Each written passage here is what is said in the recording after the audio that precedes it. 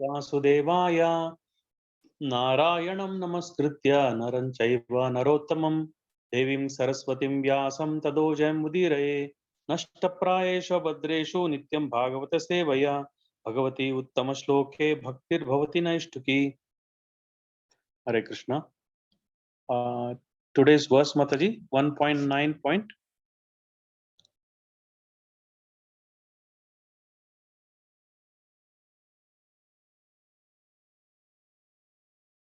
Sorry, we are reading the Srimad Bhagavatam. We are on Canto 1, Chapter 9, the passing away of Bhishma Dev. And we are on text 43. Hare Krishna, Prabhuji. Okay, Mataji.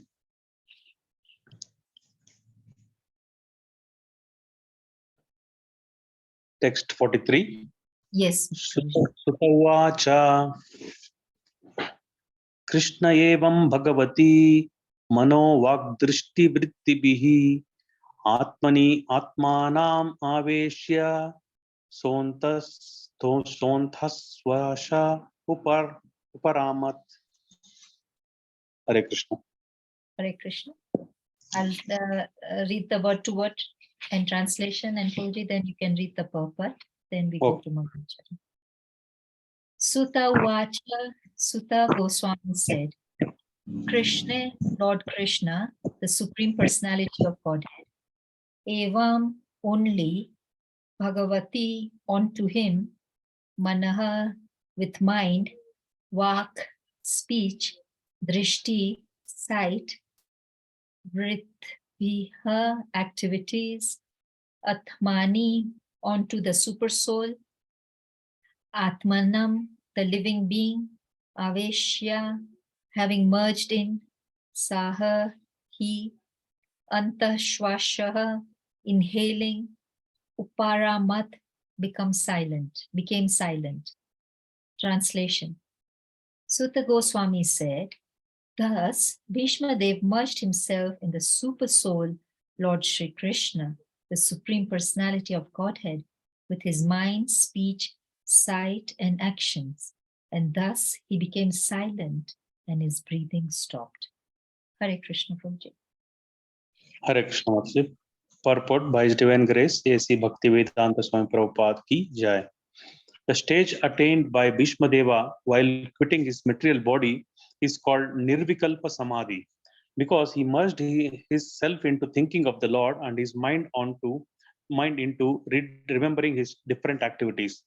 He chanted the glories of the Lord, and by his sight he began to see the Lord personally present before him. And thus all his activities became concentrated upon the Lord without deviation. This is the highest stage of perfection, and it is possible for everyone to attain this stage by practice of devotional service. The devotional service of the Lord consists of 9 principles of service activities, and they are hearing, chanting, remembering, serving the lotus feet, worshipping, praying, executing the orders, fraternizing, and fully surrendering. Any one of them or all of them are equally competent to award the desired result, but they require to be practiced persistently under the guidance of an expert devotee of the Lord. The first item, hearing, is the most important item of all, and therefore hearing of the Bhagavad Gita and later on Srimad Bhagavatam is essential for the serious candidate who wants to attain the stage of Bhishma Deva at the end. The unique situation at Bhishma Deva's time of death can be attained.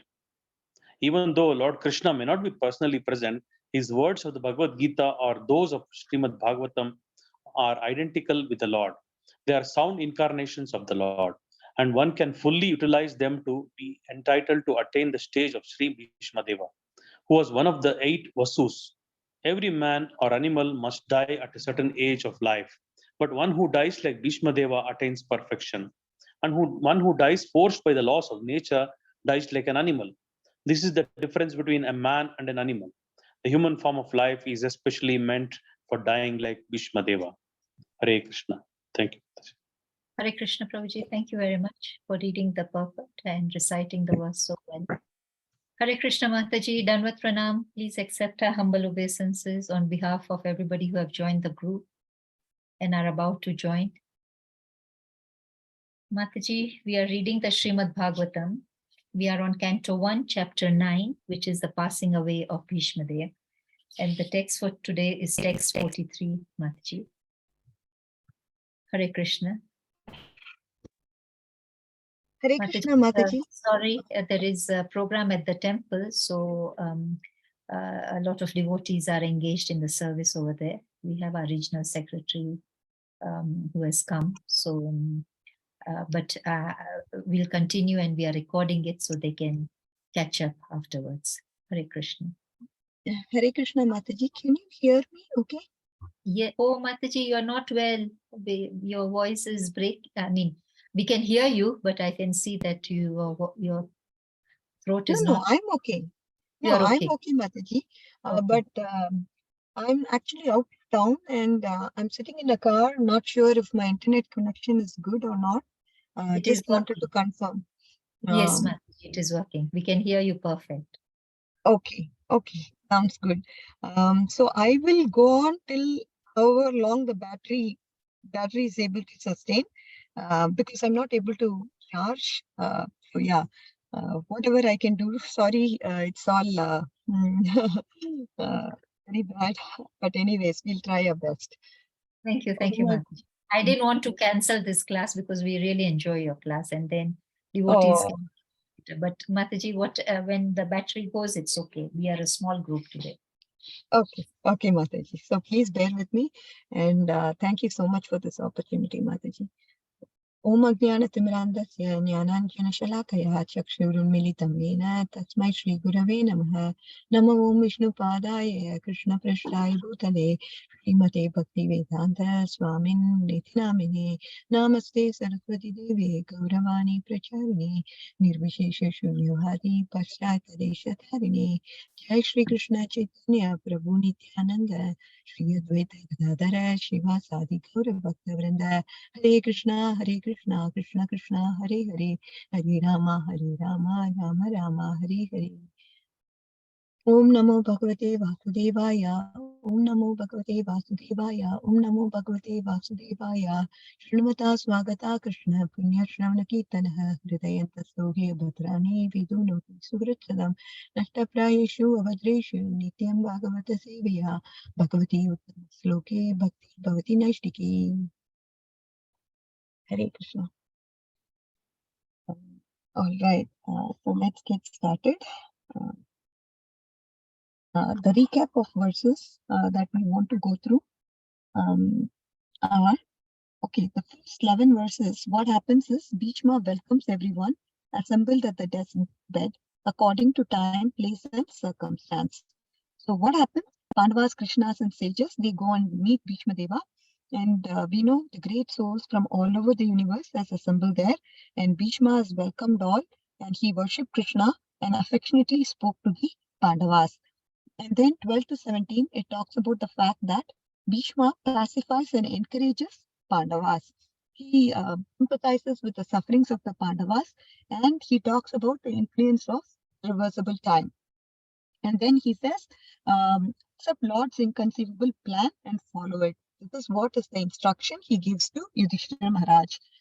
And after that, 24 talks about Bhishma Dev glorifying Krishna's position as the Supreme Personality of Godhead.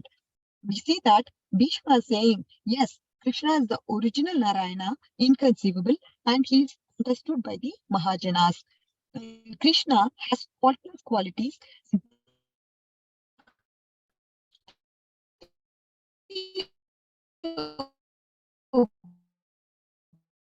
Reveals him and delivers to support the fact Bhishma Dev is instructing Yudhishthira Maharaj. He talks about the dharmas, the purusharthas with historical examples.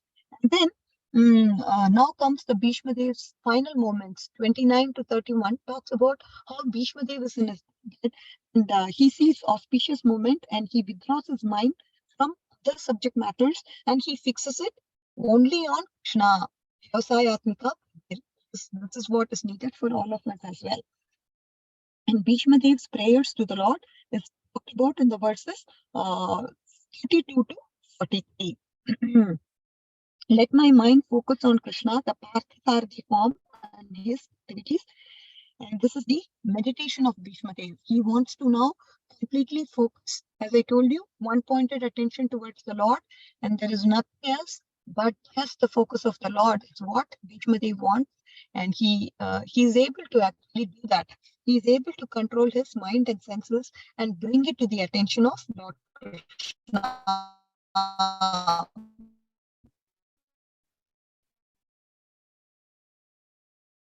So now we are going to actually discuss Bhishma with his mind, speech, sight, and actions are absorbed. He's absorbing himself in Krishna and he became silent. So this is kind of the verse. And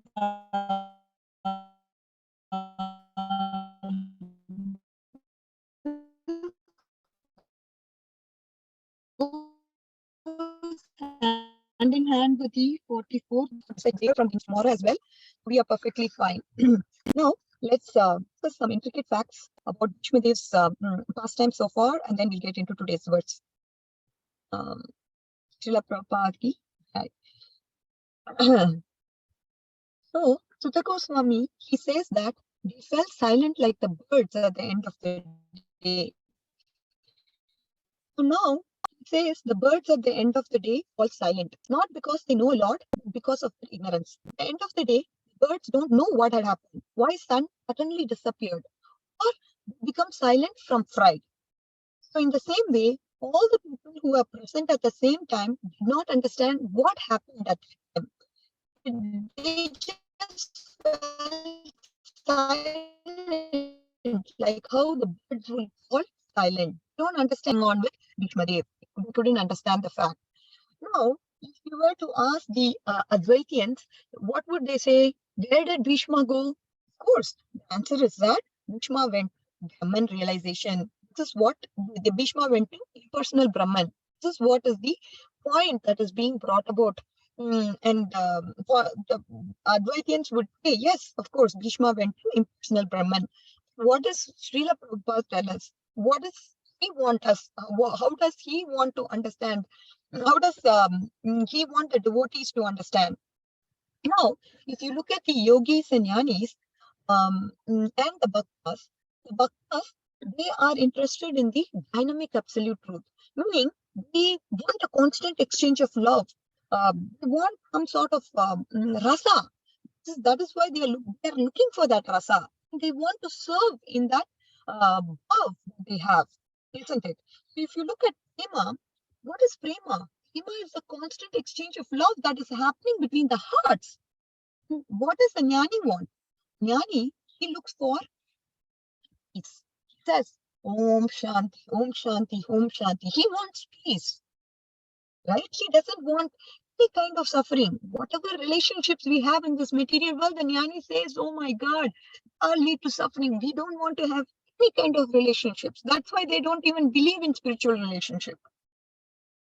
They want to go and merge into Brahman, personal Brahman, take a break from all the miseries material world has to offer. Bhaktas, they don't want Brahman. For Bhaktas, dissolving into Brahman is worse than hell, right? Because at least in hell you can preach, isn't it? In Brahman, there's no service. It's impossible to Brahman. That is why the Bhaktas say, no, we don't want Brahman. We want the relationship to be dynamic, and static absolute truth doesn't attract the devotee. So this is what is the point, isn't it? So now you're able to clearly understand and understand the perspective of a bhakta and what is the perspective of a jnani. Here, Sutta Goswami says that when the soul dies, when the soul leaves, no one knows what happened. Depending upon what love you have in your heart, this is where you would go. This is the destination you would go. Here, it says, Bhishma entered the Brahman. But again, this is a phrase that is used where Vishnu Chakravarti Thakura talks about it, and he says this woman has a golden necklace around him, around his neck. So it is difficult for an impersonal Brahman to hang a golden necklace around his head, golden necklace around his neck, isn't it? It's not that impersonal Brahman. It is Krishna. The personal form of Krishna has the jewels, necklaces, and so on and so forth. Now, Vishnu Chakravarti Thakura says, how could Bhishma get what he did not want? We all saw from his prayers what he wanted, isn't it? I want to have my mind completely focused on the Partha Sarathi Krishna. So, ye tamam prabhatyanti tam tataiva bhajamyaham, isn't it? However the devotee wants, accordingly the Lord reciprocates with the devotee. This is the mood of the Lord and the devotee. Sometimes we want something, but we don't get it. To get something, obviously don't want. I mean, it's not going to happen, isn't it? Sometimes it happens because of our karma. What is the point? Whatever we desire in our heart, we kind of, again, we have spoken about this concept of abhilash and anartha. We have to identify what is an anartha in our heart. Pray to Krishna that this anartha has to go out of my heart. Now, if you look at Bhishma, he didn't ask to Krishna that he wants to merge in the Brahman. In all the prayers, till the last, he's saying, give me prema, give me love, let this image stay in my heart forever. Please, this is what I want. At the last moment, he said, even if you don't give it to me, you will not leave me here anywhere. Now, this is a quotation from it. There, there is a point where Bilbo Mangala Thakur, he says he actually drank the milk that was given by Krishna. He came as a shepherd boy, and he did not understand why this milk was so tasty, and why he was waiting for the arrival of this boy. When will this boy come? He was blind, old, renounced everything. He was waiting for this little shepherd boy to come to him. This boy is not a shepherd boy. He's Krishna. And he's a special shepherd, he thought. And the next time, what did he do was, Bilmamangala Thakur, he grabbed onto him, and then Krishna pulled out of him, and he ran away. Now, Bilmamangala Thakur is saying, you escaped from my hand. You kind of escaped from my hands. Now, you try to escape from my heart. You managed to break out of my arms and you escaped. I was trying to kill you like this, but you escaped. On the other hand, you are present in my heart. It is definitely hard to break you out of my heart. Not at all possible, Krishna, because you are there in my heart, and it's not possible for you to leave. I can present you. This is something I thought was very apt to understand the mood of Bhishma Dev. If we remember Bhishma Dev, you will understand very well that he never asked for impersonal realization. So Krishna could never give him. If he's not asking for it, why would Krishna give him that? Whatever a devotee asks for, he has to identify what is anartha, what is abhilash, and what is the goal. When we perfect, that is the goal we will achieve. A devotee can also aspire for impersonal liberation, but we reject all the 5 kinds of liberation, not just Sahaja, isn't it? So wherever there is service, that is what a devotee hankers for. Even if you were to say in this material world, no problem. All I'm looking for is service. In the hell, yes, I can perform service, so I'm ready to go to hell, says the devotee. Now, in this case of Bhishma Dev, he is not asking for Sahaja, and Acharyas and Srila Prabhupada want us to clearly understand the fact that, whatever you ask for is what you get. So, we are all here as conditioned beings, and we are all controlled by the Maya Shakti of Lord, and we are all the residents in the prison. When Srila Prabhupada says, we're all spare parts, right? The world of spare parts, every part thinks, I'm the main part. You know what? I'm main. I'm the controller. The part, when it gets disconnected from its whole, it has no value, right? someone go to buy a spare part. If you don't have a mechanism to work your spare part, it makes no sense. We by ourselves have no meaning until we are out of touch. Until we are in touch with Lord, until we are serving the whole, until we give up foolish, selfish ideologies that we are our own, we are independent, until we understand we need to be in connection with the soul. We need to be in union with Krishna. Until we understand this, we need to serve Krishna. We will be in the world of spare parts. That's what Srila Prabhupada says. There are different spare parts that will compete. Who is the most important? Spare parts are useless and meaningless on its own.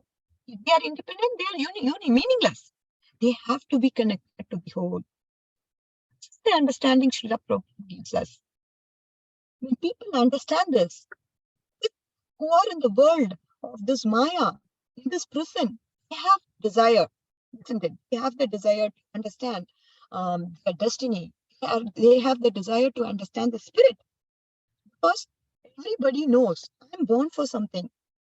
It's not here. He's not here. Why he is born for? You think, oh yeah, I'm born to start a family. Let me start a family. Oh, everything seems all right. I don't feel complete or happy by starting a family. My jignasa is there. It's a natural desire for every person to understand what their destiny is. They cannot find their meaning no matter how hard they try. Then try to find various forms of activity. Let me engage in this. Let me do this. Let me do that. My heart is void, trying to do so many things, trying to find why is my heart void? Sons are there, family is there, daughter is there, wife is there, kingdom is there, work is there, car is there, commuting is for there. Because there is for us to have this connection with Lord, to serve Lord. Hare Krishna, is the voice audible? Is it okay? Mataji, you're cut. Sometimes, Mataji. Sometimes you are audible, sometimes it gets cut off. I thought it was my internet, but it's if Arya Govind Prabhuji is also suffering that, then I Sometimes think. is it cutting? Oh my God, so let me see. My phone. Maybe I'll try to connect via my phone, Mataji, and see how it works. So sorry. Last minute, my son has a debate. He's using my room, our room. Actually, we are 4 of us, and he's staying in that room. And he has a debate competition, and he just chucked me out of the room. So I'm left with no place but the car. I like your enthusiasm, Mataji, that you can preach from anywhere. Thank you so much, Mataji. Mataji, give me 2 minutes. 1 minute. I'll just look for my phone. I think I'm finished.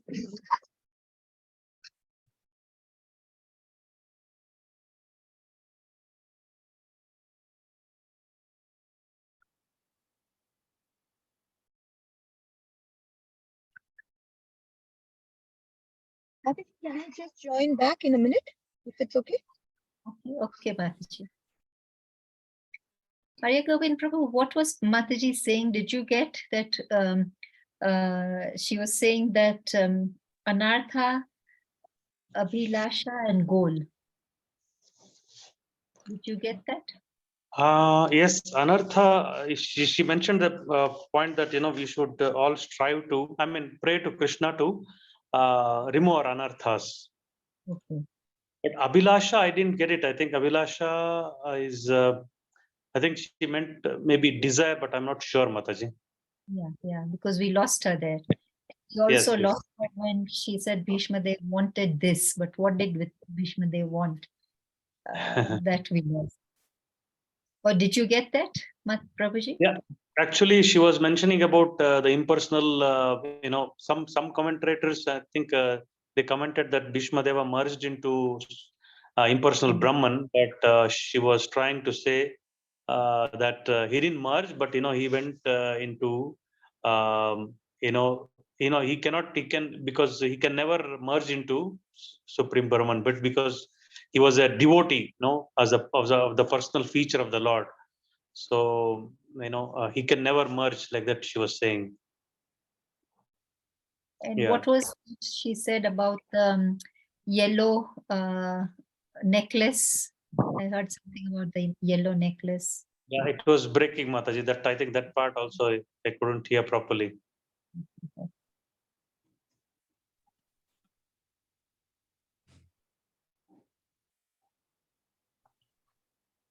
Hare Krishna. Hare Krishna, Mataji, we can hear you. Is Yes. this better? Yes, we can hear you, but when you speak long sentences, we come to know. I know. All right, let's try, Mataji. So sorry for causing a lot of inconvenience here. I feel really bad. I should have asked for another date, but I thought I could work it out. But anyways, all right. Let's. Any questions so far? Are you clear so far? What I intended to say?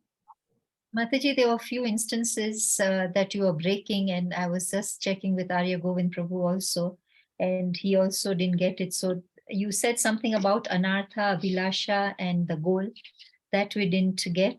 Then there was something about the yellow necklace you said that we didn't get, and then you were saying Bhishmadev wanted, and then how did he want to merge in? How did he want the Lord? So those things we didn't get properly. Okay, so now as I told you, the first important thing for us to understand here is that the jnanis they kind of talk about Bhishma Dev merging into impersonal Brahman, but our acharyas and Srila Prabhupada clarify the point that he is not merged into Brahman because that is not what he'd asked for. He even in the prayers, what is he asking for? He wants to keep the image of the Lord in the heart, and he's asking for that Parthasarathi form of the Lord to be seen in the heart. So this is his prayer. So even from the prayers, we see that our Bhishma Dev is not asking for Sahajya Mukti. And also another point on the yellow necklace, what I meant to say was Vishwanath Chakravarti Thakura, he brings up a point to say that this person, if he's a Brahman, then why would he wear a golden necklace on his neck? Only personal form of the Lord will wear golden necklaces. So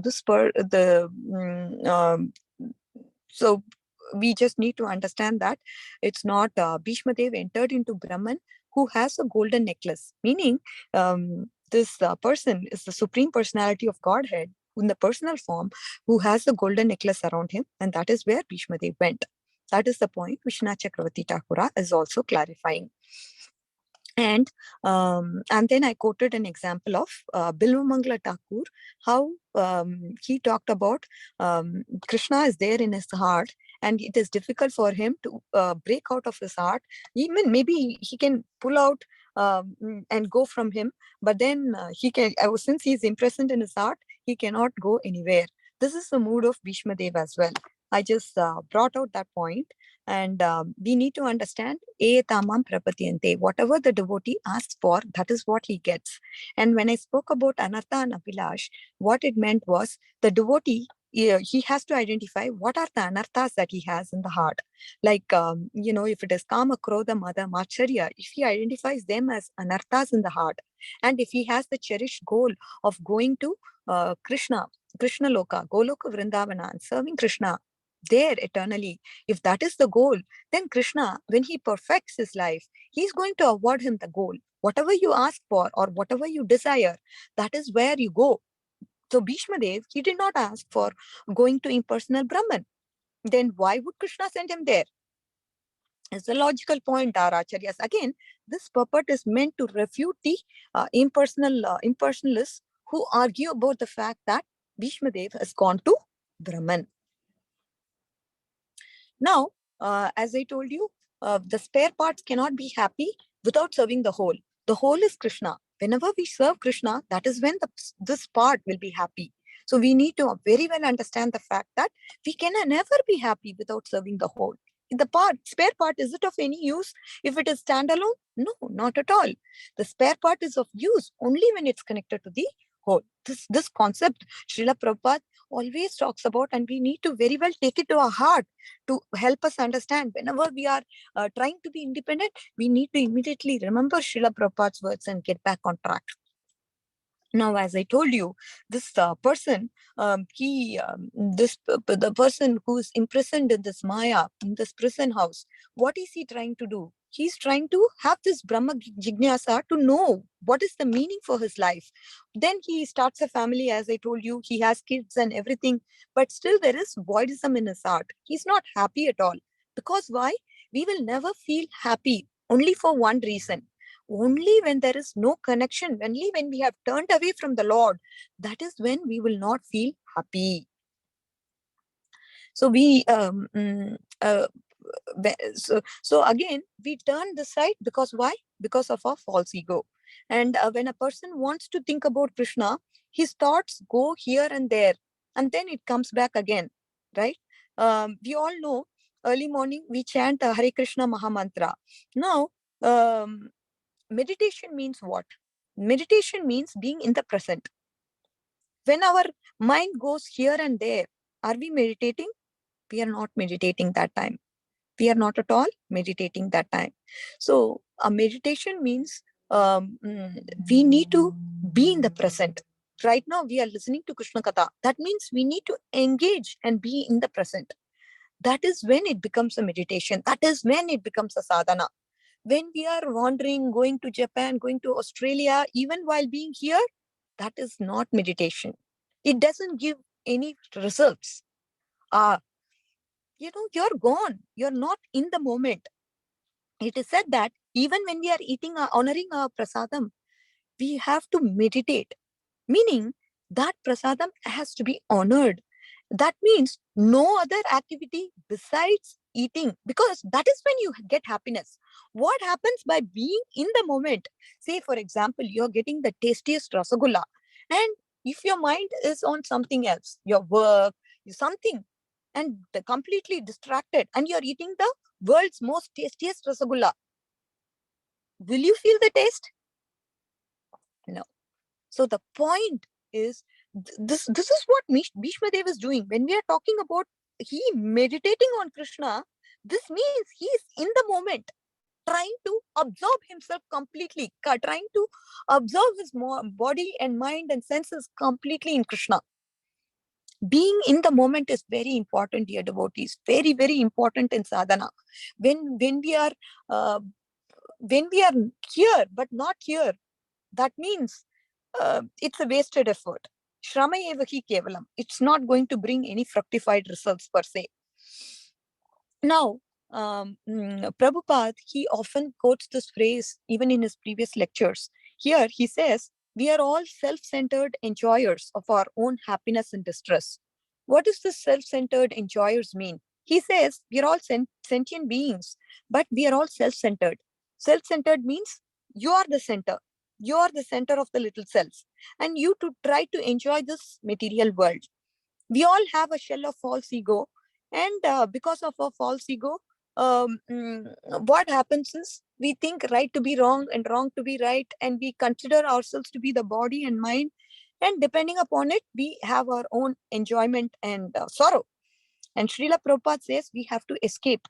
We have to escape from the self-centered, being self-centered enjoyer to moving into the space where we have to turn ourselves to Krishna and make Krishna the center of our life. Krishna should be the center. When you make him the center, and when you give joy to him, he will give back the joy to you. So this is Bhishma Dev. He's trying to teach us how we should think about Krishna.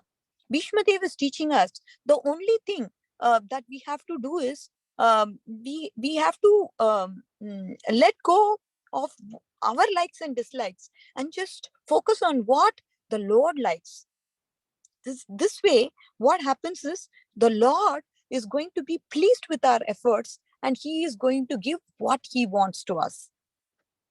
So we all, as I told you, have our own joy, experience, sorrow, our emotions, and we want to get, we at the end of the day are so tired of it. Oh my God, I'm done with this. I'm very fed up of it. It's just so irritating. So we're all fed up of our material lives because we don't have that connection with Krishna. But once we start to connect things and have this broader picture of looking beyond uh, what we can see, looking at it from view of Krishna, then that jnana chakshu will help us understand the ultimate goal. Oh, these small things we don't have to be worried about. So what happens is, when purification starts, what is happening? Purification to mind happens, purification to intelligence happens, and purification of false ego happens. This is what purification is. When purification to mind, Mataji, what does that mean? Purification to mind. You're talking about how the mind gets purified. What does that mean? That means you are no longer going to be worried about your likes and dislikes. I like, I don't like. What will happen? You will now transition to say, I like to do what Shastras say. Because your swabhava is slowly, you theoretically understand things. You learn from Shastras. Yes, this is what Shastra says. You theoretically first kind of understand and accept. But then after some point, it becomes a reality. You start, some point meat could have been a favorite item in your menu. I love this item. This is the most wanted item. I crave for it. I go to different restaurants. I look out for this and I have it. But no longer it is now a part in your menu because your swabhava has changed. There is a purification that happened to your mind. I don't like. That like and dislike is changed to what Krishna likes and what Krishna doesn't like. What Shastras like and what Shastras say it's right. And that is what is the transformation that has happened in your swabhav. There is Shraddha and there is Swabhav. Shraddha means the faith that comes from the Shastras. That is Shraddha. So the Shraddha can be theoretical. Till a point, the Swabhava accepts it. And once the Swabhava starts to accept what the Shraddha means, that time purification happens. That time the anarthas leave. This is the logic, dear devotees. If you are clear with this logic, you can actually apply this to any scenario and see where you are. You can grade yourself and see, yes, with regards to Mada, I'm here at this level. My Shastric knowledge is clear. I'm having Shraddha here. I know Mada is not good. But then when it comes to Swabhav, I have not changed there. I need to work on it. When it comes to anger, I'm bright. I'm very good, both in my swabhav and Shraddha, I'm fine. I don't have problems with anger. Now, coming to the next anartha, how am I doing? So you can grade yourself and understand where you are, in what level. Okay, very, very important. This is what is purification to the mind. And now purification to the intelligence. Intelligence is what is guiding us and discriminating us to say what is right and what is wrong. Isn't it? What is purification to the intelligence means? Purification to the intelligence means the intelligence gets purified when? When you start listening to Shastras. At that time, the intelligence gets purified. And now, purification to the intelligent, that means what is happening there? Slowly, what is right and what is wrong, that view changes because you have read the Shastras now. A worldly person may say this is right and this is wrong according to his experience. But is that what a sadhaka says? No. His viewpoint is completely different from a worldly point of view. He has a different perspective to his thinking. This is change to the purification that happens to the intelligence. And what is purification to the false ego? The purification to the false ego, it happens when we actually think ourselves to be the servant and not the master. So this mood, again, this has to naturally come. We don't have to artificially try for any of these things that I talked about. Everything has to come to a person naturally. Till that time, we have to wait. And till that time, we have to pray to the Lord that please give me purification to all these. Okay. So now, we are all focused on how important I am, how wonderful I am, how much I have achieved. Oh, look at my kingdom, look at my house, look at my achievements, look at my progress. Worship me because I have achieved all this. And this is where we have to say no to our false ego. This is purification of false ego. What is it? It is to say, I am the servant of the Lord, and I have no other designation other than being the servant of the Lord. And you behave in that mood in every circumstance. This is purification to the false ego, dear devotees. Now, Bhishma Dev, I think it's verse number 32, if I'm not mistaken. He says, Krishna, you have come to me. You have come to me just before my death, and you're standing next to me. Krishna, when Krishna comes, when some guest comes, or when some important person comes, then he should be given a gift. So in the first prayer, what is Bhishma saying? Krishna, you have come to me, but I need to give you something. What can I give you? I'm a dead matter now. I can give you only one thing. What can I give you, Krishna? I can give you only one thing. I'm in my deathbed. My body is stuck with a lot of arrows. What can I give? Whenever some important person comes, we always look for that person, wait for his arrival and give him some gift, isn't it? And here, Bhishma Dev in such a critical position, what can he give? And he's telling Krishna, I can give you only one gift. What? When you ask this question, what? He's telling, I can give you my thoughts to you, Krishna. The only thing I have is my mind, my thoughts. May my thoughts always be with you. Please give me that rati. Please give me that attachment to think about you. Let me only think about you. May I have the attachment only towards you. And this attachment, let it be pure. And let it not have any sort of personal interest of mine be mixed with it. Since my motive is to only think of you and nothing but you.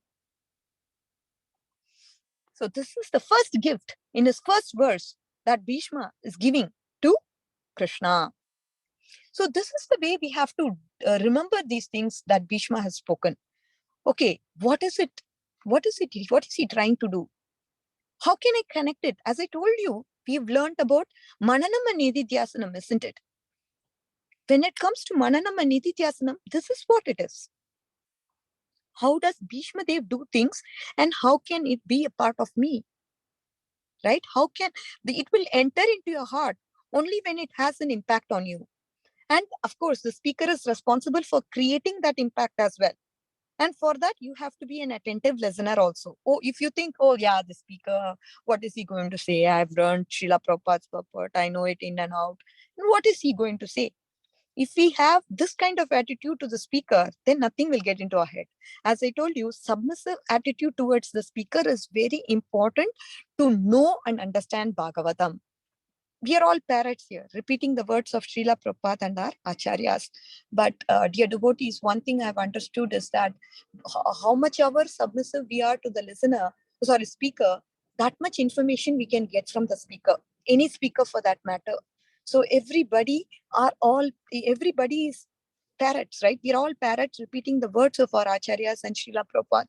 So the moment we develop that attitude of service, moment Krishna will reveal, because in our movement, Trinadapi Sunichena is the basis for anything and everything to happen. During chanting, we have to have this mood. Anytime, any service, this mood has to be there. At least we try our best to have this mood, and then that when we have that, then everything comes to us by the grace of Krishna. It has to be awarded. The mercy has to descend down. But for us, for that, we need to have this service attitude, dear devotees. Then, what is Bhishma Dev saying? Bhishma Dev is saying, Tribhuvana Kamanam. Tribhuvana Kamanam. Everyone in all the three worlds is looking only for you. They want only for you. They are looking only for you. And what do they want from you? People in all the three worlds, they are looking for something, right? What does people want? So here, Bhishma Dev was saying, everyone wants something, but everything is very small in front of you, Krishna. Everything is insignificant in front of you, because all these things, they are nothing but a spark of your magnificence. You it's all attractive because of you. We know, we have learned from the 10th chapter of Bhagavad Gita that everything is the spark of the splendor of Lord Krishna. All the things that are attractive, why it's attractive? Because of the presence of Krishna in it. Because Krishna has given that opulence to it. Krishna has given that spark to it. It's just a small, teeny, tiny spark. He has given that object. And because of it, it's looking very opulent. And that is the point that Bhishma Dev is saying here. And then he describes his form to say that you have bright yellow clothes, you are dressed in a silk garment, you have black curly hair, your hair is all rounded up and curly. It looks so beautiful. He's describing that form. He's enjoying the personal form of Krishna. How can that person who enjoys the personal form of Krishna go to impersonal Brahmajyoti? Isn't it? So each and every point that is talked about in the prayers also very well signify the fact that he has love to Krishna. He has prema to Krishna. And this prema, with this prema, how can he go and to impersonal Brahmajyoti and perform no service to Krishna? It is not at all possible.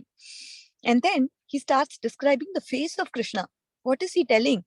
He's saying this particular hair of Krishna, it's covered with dust. He meditates on Krishna and he sees the image clearly in his heart. And he says his hair is dusty. When see, people actually look very, very ugly when their hair is dusty, isn't it? Even if we have some gray hairs, we look kind of odd. We try to hide it with some black ink or, put some kajal, something, and try to hide the gray hairs. So how about for Krishna? Krishna, everything looks beautiful. This is the point. Even though he has dust in his, that also signifies something that we'll come to it later. But it's very interesting that Bhishma is trying to help us understand and visualize the scenario, how he sees Krishna, how he enjoys and relishes Krishna. What is the mood of the devotee is something we can see from Bhishma Dev. His hair is black. He has black curly hair, but it is dusty. The hair is dusty because from the horse hooves, the dust from the horse hooves had made it dusty. He's in the battleground, and because of that, the dust, the horses, they jump, and through that, from the hooves, the dust happened to fall upon Krishna. And if someone is beautiful, everything is beautiful in him, right? Even if something is materially, it might look as if it's not beautiful, but dusty hair also is beautiful for Krishna. And this Krishna is the object of meditation for our Bhishma Dev. And he's telling another fact. What is the another fact he's telling? He's telling, oh Krishna, your body is made, it's giving some sweat. I can see some sweat has come out of your body. Bhishma enjoys this, and he's saying your face is covered with sweat. Why it's covered? He's God. How can God have sweat? Sweat is something, when we work really hard, when we very, very work physically upon something, then that time we get sweat. Why are we seeing sweat in the body of Krishna? His body is transcendental. Very important point Srila Prabhupada and our Acharyas bring here. What is the point? Very, very interesting. He's saying, oh, he works so hard for his devotee. That is why he's having sweat in his body. You know what? That is the reason. For Arjuna's sake, he works in the sweat of bro. He's not an ordinary person. He's the supreme personality of Godhead, but he works for his devotee.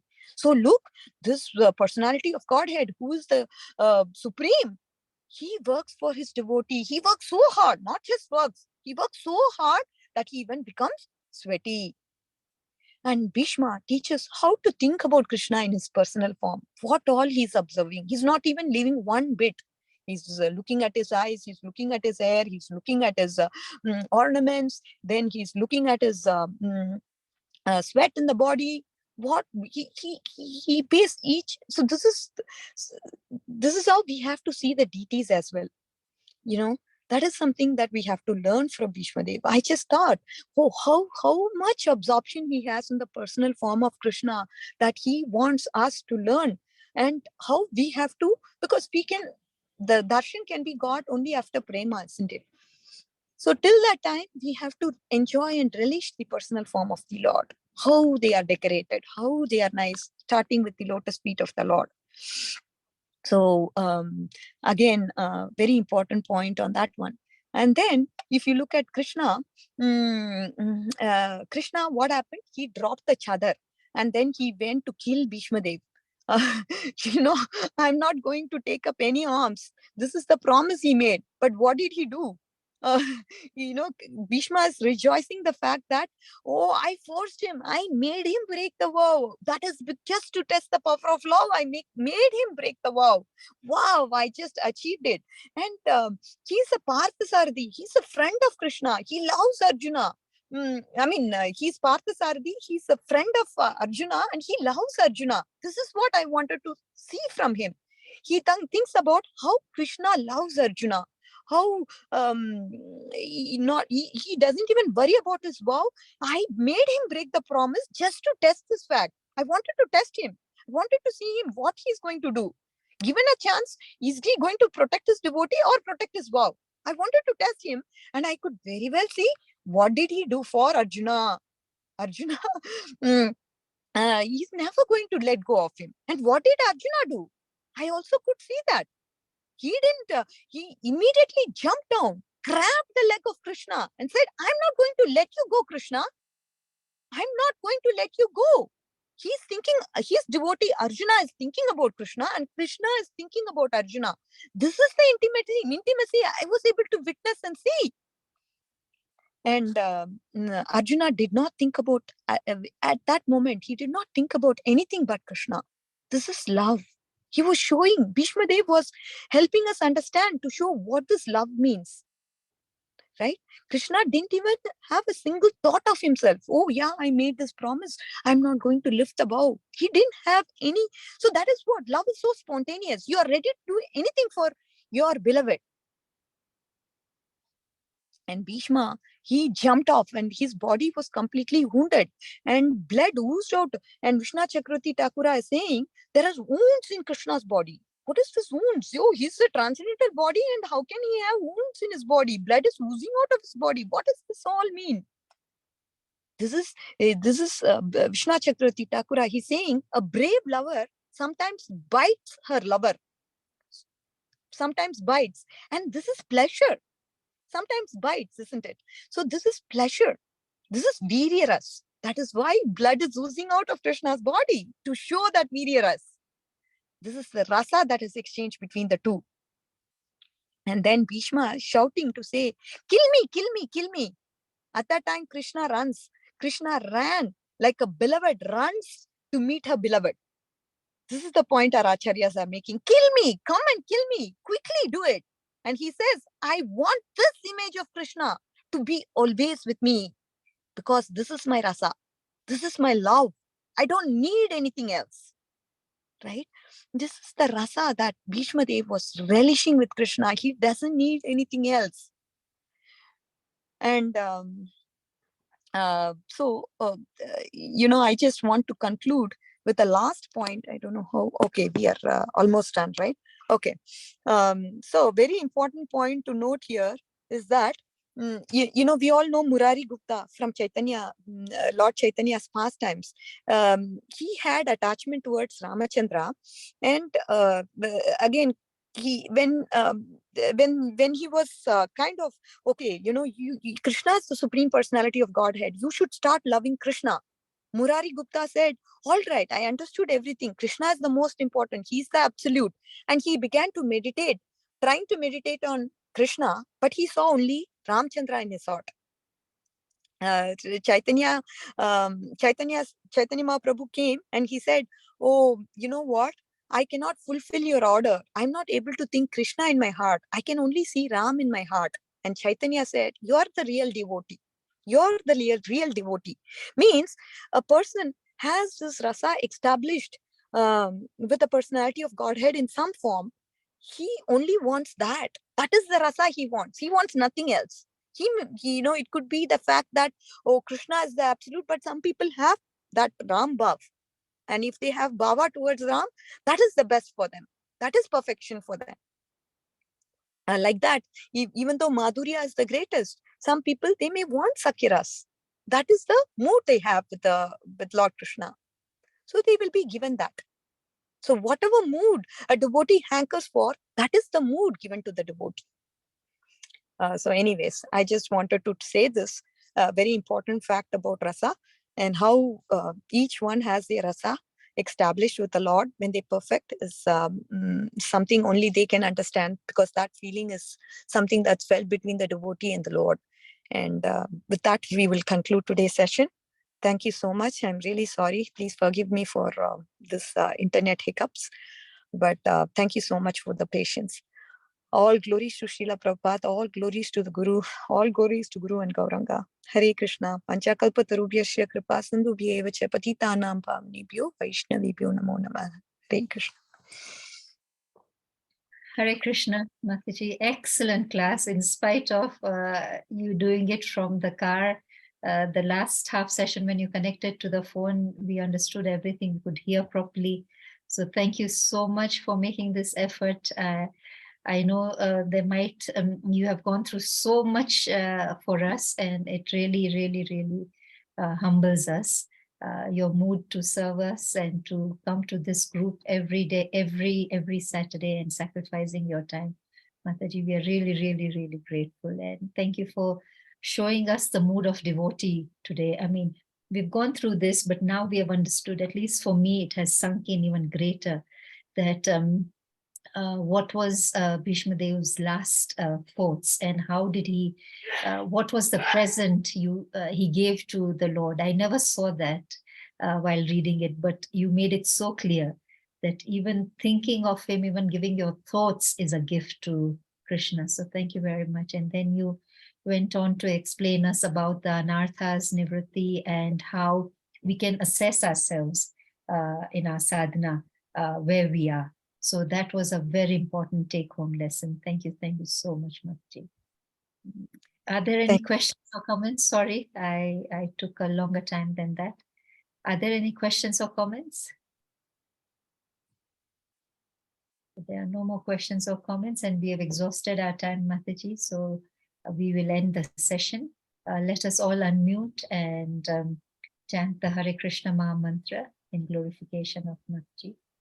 Hare Krishna, Hare Krishna, Krishna Hare Hare, Hare Rama, Hare Rama, Rama Rama.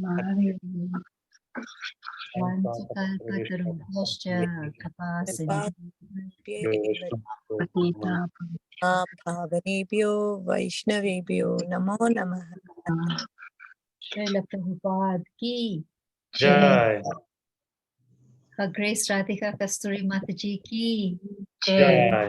All glories to the actual devotees. All glories to Srila Prabhupada. Hare Krishna. Hare Krishna. Thank you, Mataji. Hare Krishna. Thank you, Mataji. Prabhupada. And thank Hare you, Krishna. Mataji. Good to see you also after a long Hare time, Prabhupada. Hare Krishna. Hare Krishna. Thank you.